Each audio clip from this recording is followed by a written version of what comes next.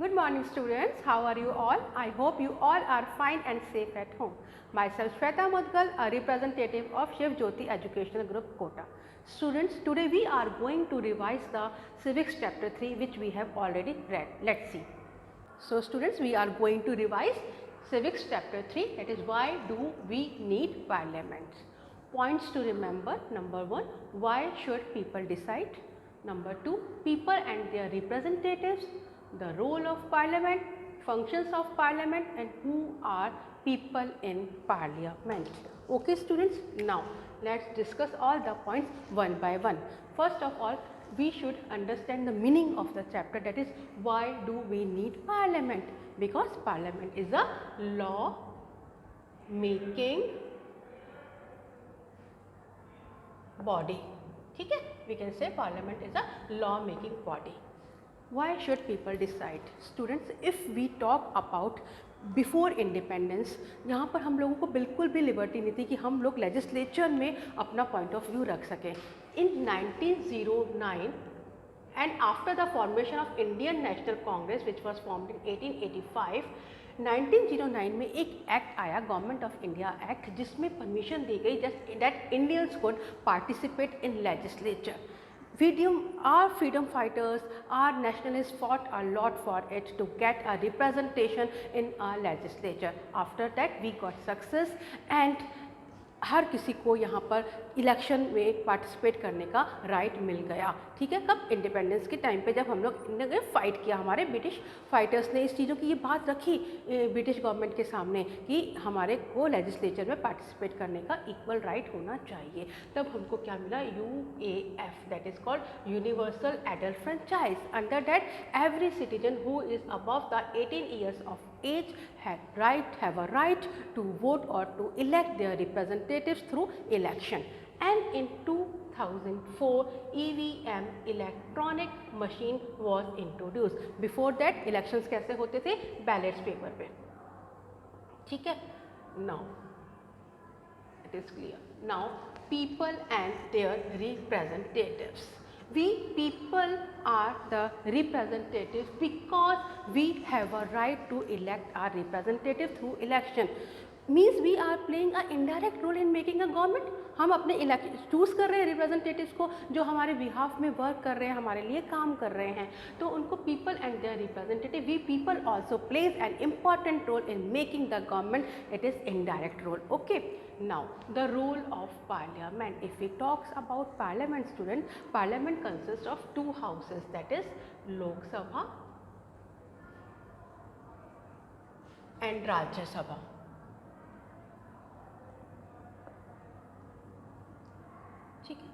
And the members of the Lok Sabha is 545 and the members of Rajya Sabha is 245.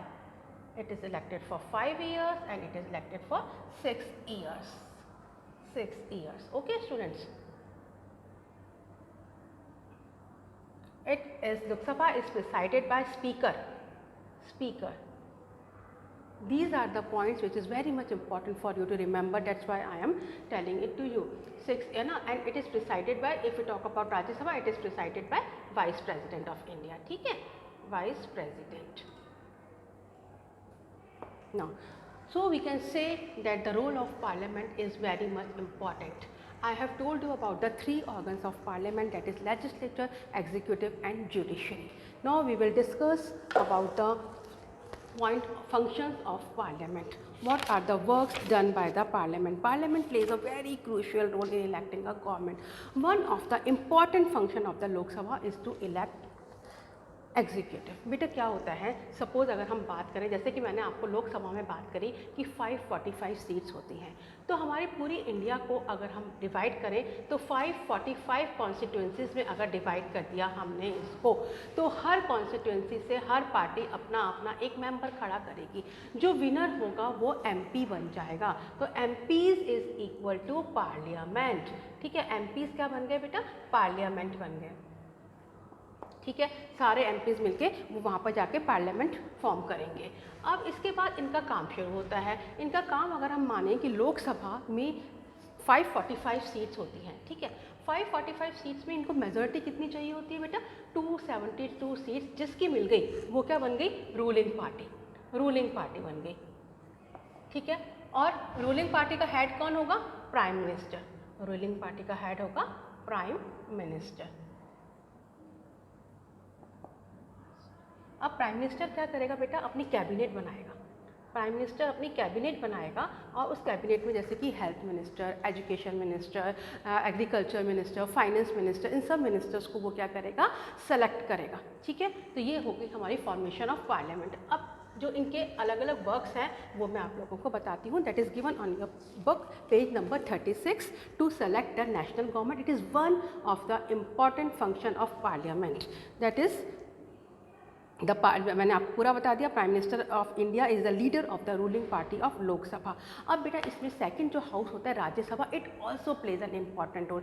कोई भी bill pass होने से पहले राज्यसभा और लोकसभा में जो बिल बन के जाता है वो राज्यसभा में भी पास होना बहुत ज़रूरी होता है। वो चाहे तो उसको कुछ अमेंडमेंट के साथ वापस दे सकती है और सिंपल यस करके उसको वापस अप्रूवल के लिए ला सकती है, ठीक है। सेकेंड है to control, guide and inform the government. तो कंट्रोल कैसे करती है? कंट्रोल कैसे करती है बेटा? जैसे कि मैंने आप लोगों को बताया कि दूसरी पार्टी जो होती है वो होती है अपोजिशन पार्टी, ठीक है। अपोजिशन पार्टी क्या करती है? जो पार्लियामेंट का जो सेशन होता है उसमें एक इम्पॉर्टेंट रोल प्ले करती है क्वेश्चन आर के थ्रू। किसके थ्रू? Question hour. यहाँ पर इनसे जो रूलिंग पार्टी होती है उनसे अपोजिशन पार्टी क्वेश्चन पूछती है। 1 आवर का ये सेशन होता है किसी भी पॉइंट को डिस्कस करते हुए कि हाँ आप लोग वो कि इस एक्शन पे क्या किया। सपोज़ कि अगर कोई भी सीएए का बिल पास हुआ तो कैसे हुआ, कि कोई भी किसी भी तरीके का कोई भी क्वेश्चन वो उन लोगों से आस्क कर सकते। They have to be ready.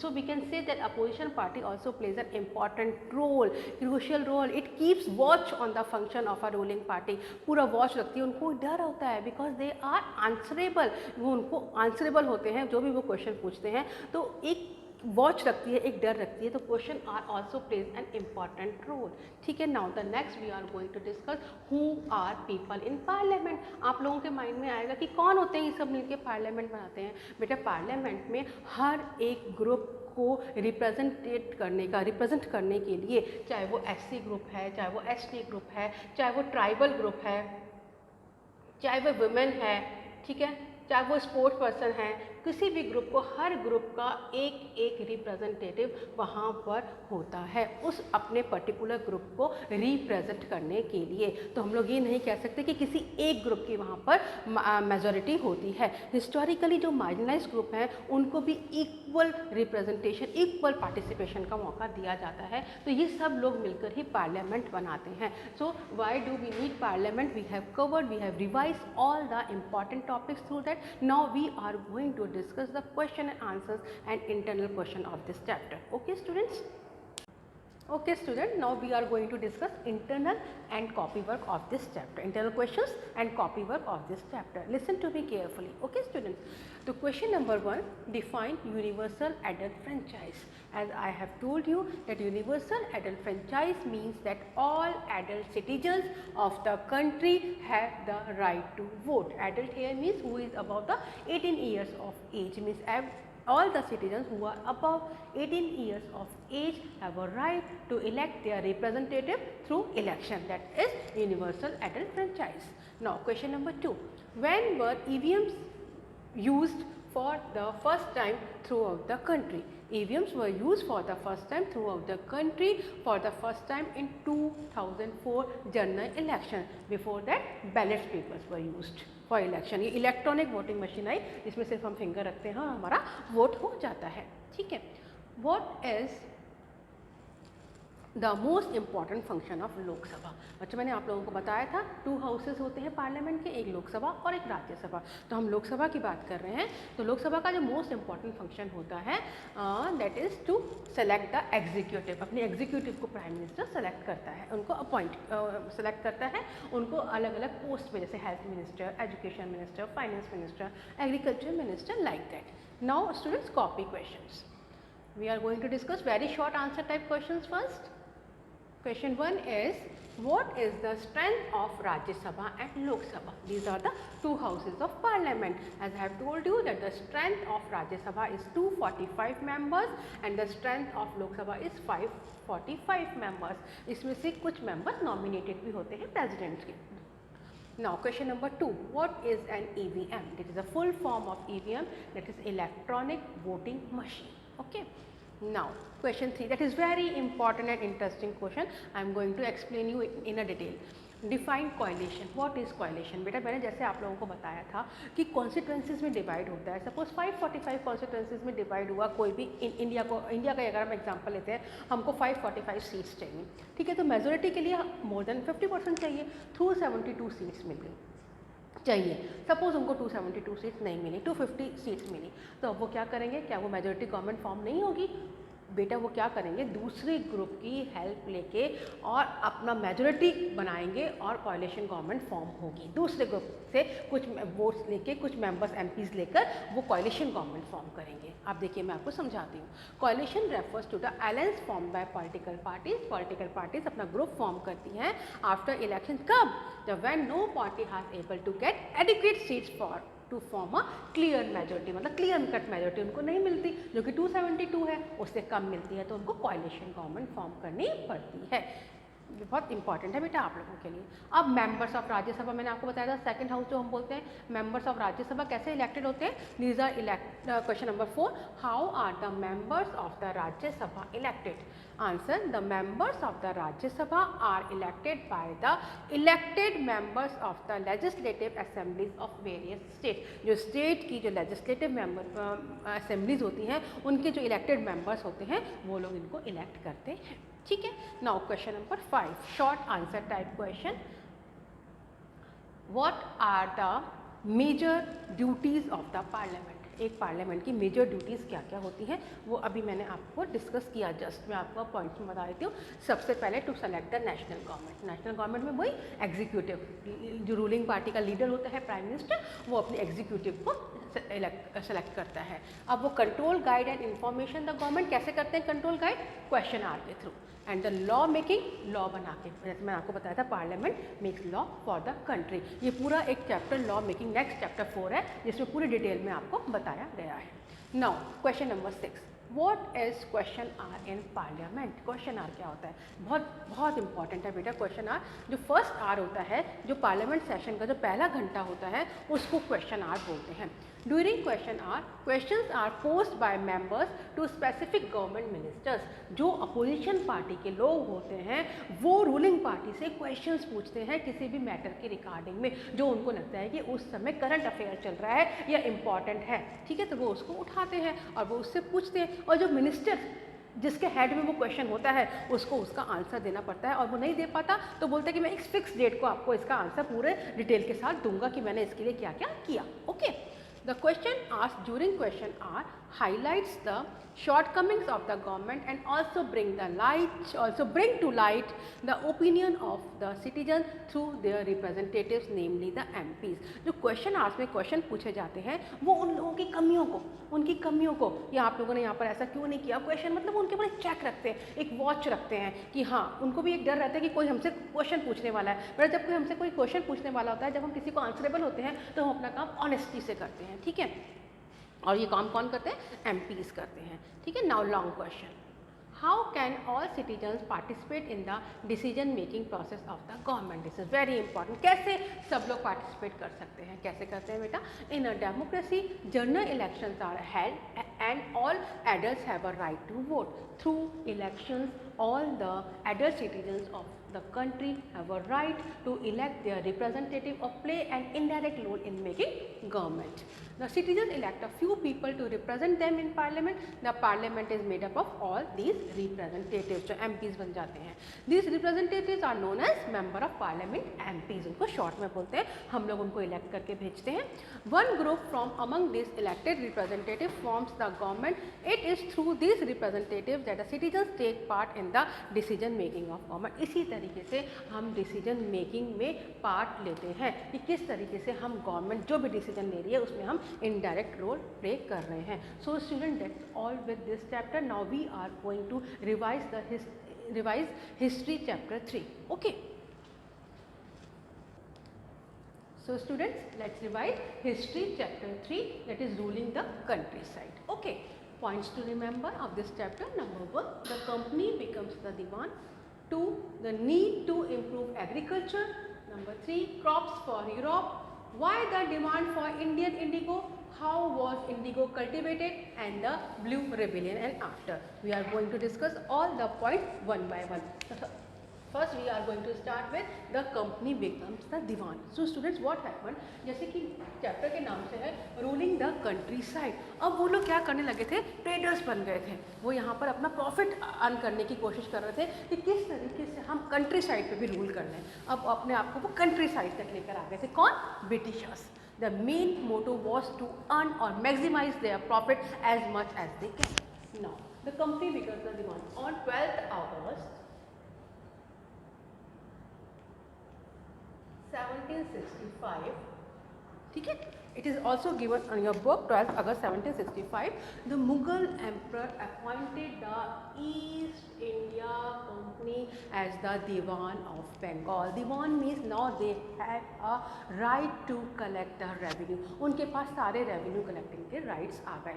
अब उन्होंने जो local rulers थे उनको puppets की तरह काम करना start कर दिया अपना मोटो solve करने के लिए।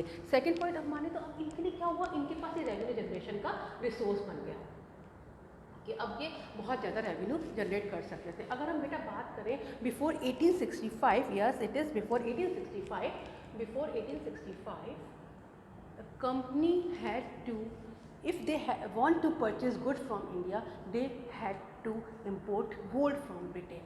उनको ब्रिटेन से गोल्ड लाना पड़ता था। लेकिन अब क्या होता था, अब उन लोगों को ये कहाँ से फाइनेंस कर लेते थे, रेवेन्यू से ही सारा फाइनेंस कर लेते थे। इनको बहुत फ़ायदा हो रहा था। लेकिन इस समय बंगाल में क्राइसिस हो रहे थे। 1770 में बंगाल में बहुत बड़ा फैमिन आया, और इस समय मतलब 1/3 ऑफ पीपल किल्ड हो गई थी। तो हम कह सकते हैं कि इस समय जो पूरा हाल था वो बहुत बुरा हो रहा था। ठीक है, अब इसके बाद हम नेक्स्ट पढ़ते हैं second point, the need to improve agriculture. अब उन लोगों को लगने लगा कि अब यहाँ पर हम लोगों को क्या करना पड़ेगा, एग्रीकल्चर करना पड़ेगा अपना इनकम बढ़ाने के लिए, अपने कॉफर्स यानी कि अपने खजानों में पैसा बढ़ाने के लिए हमको क्या करना पड़ेगा, एग्रीकल्चर को लाना पड़ेगा। अब एग्रीकल्चर को लाने के लिए वो यहाँ पर 3 सिस्टम लाए। एक लाए परमानेंट सेटलमेंट,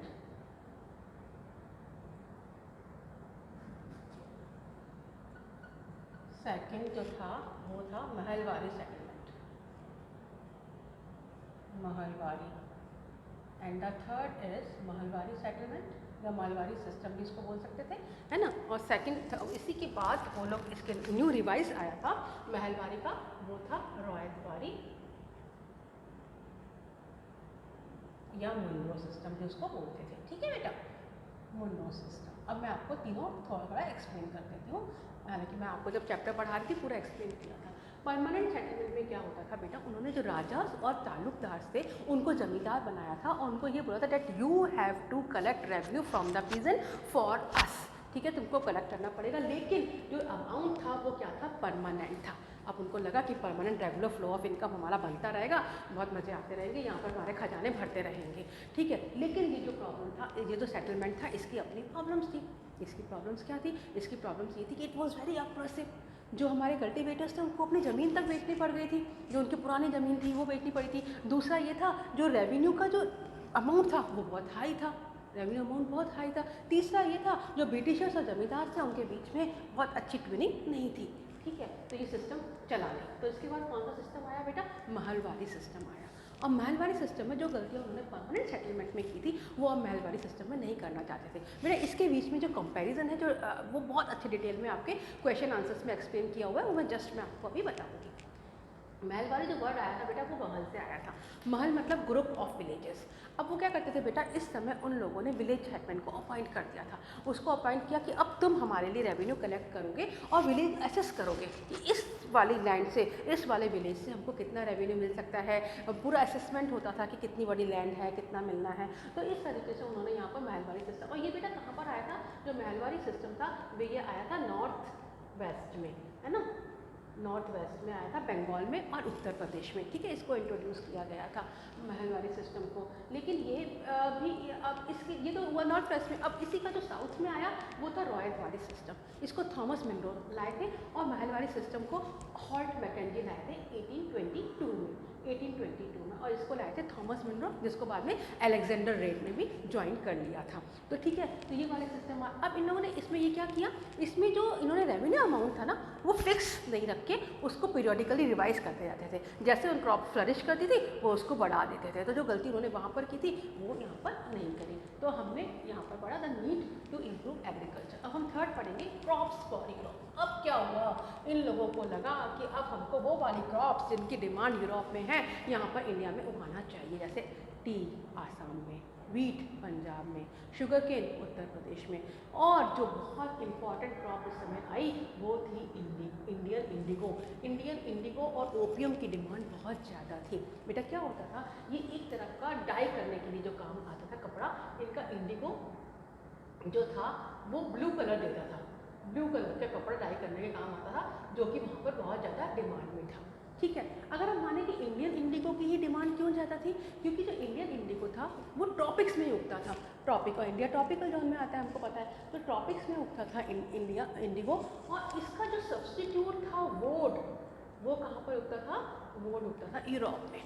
ठीक है, अब क्या हुआ बेटा, जब ये इंडिगो वहाँ पर जाने लगा, ब्लू कलर का कपड़ा करने के काम में आता था, मैंने आप लोगों को बताया, जैसे कि आप लोगों के इधर पिक्चर में भी दे रखा है, मैं आप लोगों को दिखाती हूँ बुक में। ये Kalamkari print weavers of Andhra Pradesh करते थे, और ये मॉरिस प्रिंट और कलमकारी प्रिंट आप लोगों को पूरा बुक में दिखा रखा है। ठीक है, तो ये ब्लू कलर की डाई थी, एक्चुअली ब्लू कलर का एक डाई था जिससे कि कपड़े को डाई करने के काम में आता था। अब इसकी डिमांड यूरोप में बहुत ज़्यादा थी, और यूरोप में जो इसका सप्लीमेंट जिसको हम बोल सकते हैं वो था वोड।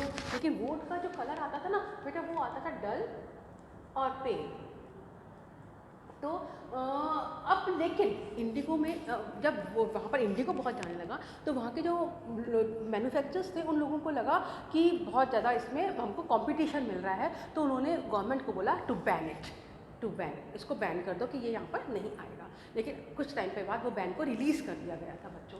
ठीक है, अब जो वोड का कलर था वो आता था डल और पेल, तो मैन्युफैक्चरर्स थे, उन्होंने किसकी डिमांड करी कि हमें तो इंडिगो ही चाहिए। तो हम लोग कह सकते हैं कि इंडिगो की डिमांड बहुत ज़्यादा इस समय यहाँ पर ऐसी होती थी। ठीक है, अब अगला पॉइंट हमारा आ रहा है, हाउ वॉज इंडिगो कल्टिवेटेड। बेटा इंडिगो को कल्टिवेटेड के दो सिस्टम थे, एक था न्यूनेट और एक था रॉयल। ठीक है, यहाँ पर इंडिगो उगाई जाती है। बेटा इंडिगो का प्रोसेस बहुत वो होता था, इसकी जो रूट्स थी वो बहुत डीप जाती थी।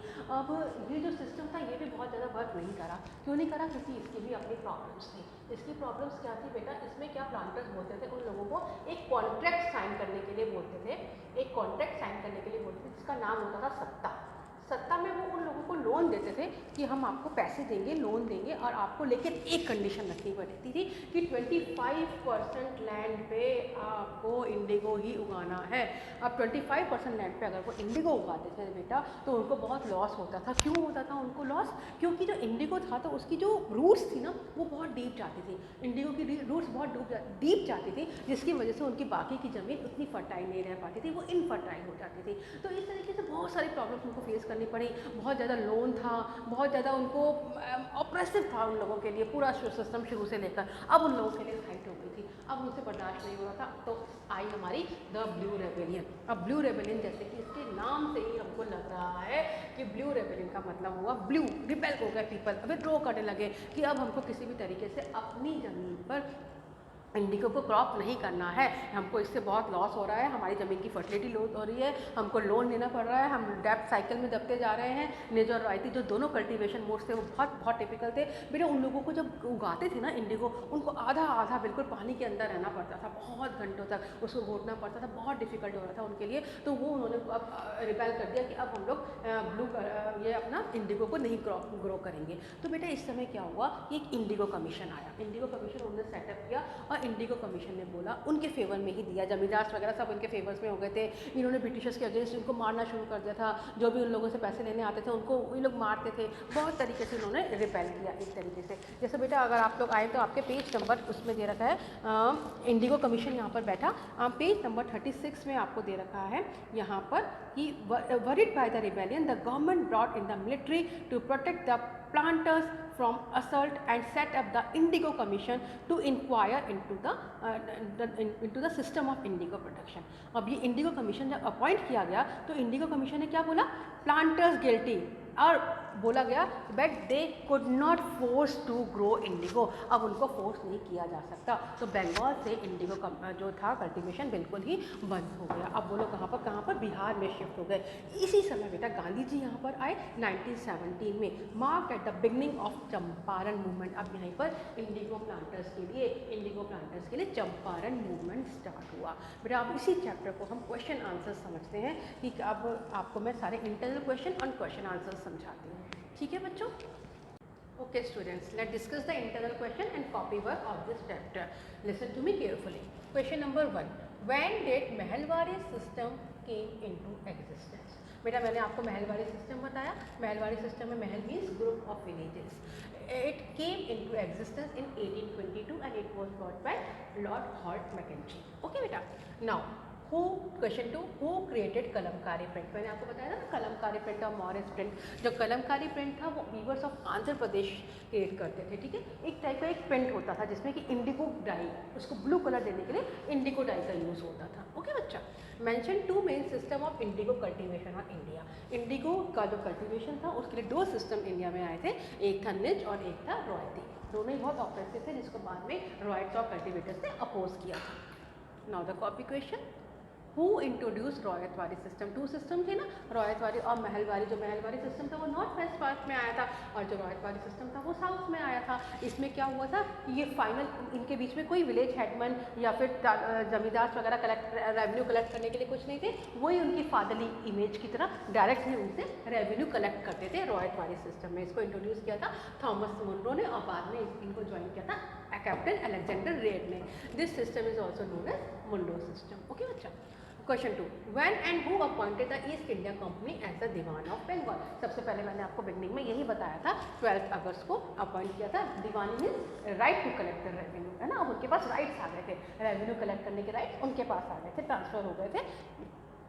No short answer type question. Question number 3, why were ryots reluctant to grow indigo? उन्होंने मना क्यों कर दिया था कि हम इंडिगो ग्रो नहीं करेंगे? क्या उनका कोई फ़ायदा नहीं होता? किसी को अगर हम बोलेंगे कि भाई हाँ यहाँ पर एग्रीकल्चर करना है तो उनको तो एग्रीकल्चर करना था, लेकिन उन्होंने इंडिगो क्रॉप करने के लिए क्यों मना कर दिया था? इंडिगो ग्रो करने के लिए क्यों मना कर दिया था बेटा? The riots were reluctant to grow indigo because the planters paid a very low price for indigo. उनको बहुत कम, उनका मार्जिन ऑफ प्रॉफिट बहुत कम था, इवन वो लॉस में जा रहे थे, उनको जो अपनी ज़मीनें थी वो भी बेचनी पड़ रही थी। Those who sign the contract, मैंने आपको एक कॉन्ट्रैक्ट के बारे में बताया था जिसका नाम था सत्ता था, उनको साइन करना पड़ता था। और साइन करने की क्या कंडीशन थी? उनकी ये कंडीशन थी उनको कैश एडवांसेस तो मिलता था बहुत लो रेट ऑफ इंटरेस्ट पे पर्टिकुलर, लेकिन उनको उसमें 25% ऑफ लैंड में उनको इंडिगो ग्रो करना पड़ता था, ठीक है बच्चों।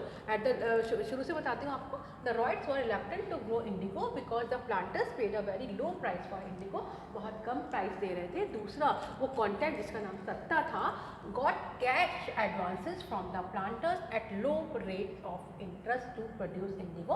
उनको ये तो बोला गया था कि भाई आपको लो रेट ऑफ इंटरेस्ट पे आपको दिया जाएगा। And the cultivator did not have even a bit of profit, लेकिन उनको बिल्कुल भी प्रॉफिट नहीं था। Rather there land was getting infertile. उनकी लैंड इनफर्टाइल क्यों हो रही थी? क्योंकि उनको 25% लैंड पर इंडिगो उगाना था और जो इंडिगो था उससे लैंड इनफर्टाइल हो जाती क्योंकि उसकी रूट्स बहुत डीप तक जाती हैं। Question 4. Give 2 problems which arose with the new Monroe system of fixing revenue. Revenue को फिक्स करने की जो 2 प्रॉब्लम्स आई थी वो कौन सी थी? सबसे पहले तो क्या था बेटा, जो ब्रिटिशर्स थे उनकी सिर्फ एक ही डिज़ायर थी कि किसी ना किसी तरीके से हम अपनी इनकम को बढ़ाएं। तो वो क्या करते थे बेटा, driven by the desire to increase the income from land, revenue official fix to high a revenue demand. उन्होंने रेवेन्यू बहुत हाई रखा था जो कि उन लोगों के लिए, कल्टिवेटर्स के लिए देना बहुत मुश्किल हो रहा था, वो दे ही नहीं पा रहे थे उनको, वो डेट साइकिल में आते जा रहे थे। Number 2, peasants were unable to pay, unable थे, उन्होंने कंट्री साइड को छोड़ दिया और विलेजेस कई जगहों पर खाली हो गए। पेरेंट्स वर अनेबल टू पे, riots fled the country side and villages become deserted in many reasons. Now question number 5. What were the circumstances which led to the eventual collapse of indigo production in Bengal? कैसे धीरे धीरे collapse हुआ? बंगाल में Indigo का collection धीरे धीरे production collapse होने का क्या रीज़न था, ग्रेजुअली कैसे वो हो रहा था। The ryots began to refuse to grow indigo, उन्होंने एक तो मना कर दिया कि अब हम इंडिगो को ग्रो नहीं करेंगे। उनको सपोर्ट किसने किया, विलेज हेडमैन ने, जमींदार ने। अब मैंने आपको जस्ट अभी बताया कि इंडिगो कमीशन वहाँ पर सेटअप हुआ था उनकी प्रॉब्लम्स को देखने के लिए, एक्वायर करने के लिए। तो कमीशन ने क्या किया, the commission accepted the faults of the planters and allowed the ryots to grow whatever they wish, कि तुम जो उगाना चाहते हो, you can not be force to grow indigo only. This led to eventual crops of indigo. Bengal में खत्म हो गया था। इसके बाद वो लोग कहाँ शिफ्ट हो गए थे, बिहार में। Now long answer type question. Describe, question number 6, describe the main features of permanent settlement. बेटा परमानेंट सेटलमेंट के जो मेन फीचर्स थे ना, सेटलमेंट आए थे ना, जो मैंने आपको अभी अभी जस्ट बताया। The main features of permanent settlement were, सबसे पहले तो 1793 में लॉर्ड कॉर्नवालिस ने इसको इंट्रोड्यूस किया था। It was aimed at ensuring stable revenue for the East India company. उनको क्या लगा था कि अब हमारा एक निश्चित हमको अमाउंट टाइम टू टाइम मिलता रहेगा, फिक्स हो गया है, ठीक है। The revenue amount was fix and was never to be increase in the future. वो फिक्स हो गया था और वो फ्यूचर में नहीं बढ़ेगा, ठीक है। इसका उनको बाद में लॉस भी झेलना पड़ा था, remember it, okay. Now very long answer type question, जिसमें दोनों का डिफरेंस बता रखा है, आपको दोनों क्लियर हो जाएंगे कि महलबारी सेटलमेंट क्या था और परमानेंट सेटलमेंट क्या था, किसने इंट्रोड्यूस किया था, कहाँ कहाँ पर हुआ था, ठीक है। सबसे पहले अगर हम बात करें महलबारी सेटलमेंट और इधर हम बात करेंगे परमानेंट सेटलमेंट की। तो महलबारी सिस्टम मैंने आपको अभी भी बताया कि हॉर्ट मैकेंजी ने किया था और इसको लॉर्ड कॉर्नवालिस ने किया था, ठीक है। 1822 में ये हुआ था। It was devise as an alternative to the permanent settlement. जब परमानेंट सेटलमेंट फेल हो गया, जब उन लोगों को लगा कि नहीं इसकी बहुत सारी प्रॉब्लम्स आ रही हैं, तो उसकी जगह यहाँ पर क्या आया, परमानेंट, वो इसकी जगह पर आया, ठीक है। महलबारी सिस्टम आया परमानेंट सेटलमेंट की जगह पे। It was aim at ensuring stable revenue for the East India Company. बस इतना था कि उनको स्टेबल रेवेन्यू, उनका एक इनकम सोर्स बना रहा है कि हाँ हमको यहाँ से रेगुलर फ्लो ऑफ इनकम हमारा बना हुआ है। इसमें विलेज हेडमैन इंचार्ज होता था, इसमें राजा और तालुकदार होते थे। और अगर इसको जब साउथ में लाया गया था तो वहाँ पर वो भी नहीं थे, ठीक है। Now last, the revenue amount was not fix and was to be revise periodically. Fix नहीं था इसमें, पीरियडिकली जब उनको लगता था कि क्रॉप की फ्लरिश हो रही है तो वो उसको बढ़ा देते थे। द रेवेन्यू अमाउंट, और इसमें क्या था, फिक्स था, बिल्कुल फिक्स था कि आपको इतना देना ही देना है, उसको फ्यूचर में बढ़ाया नहीं गया था। So student, I hope you understood both the chapters very well. Read it carefully. Okay, thank you.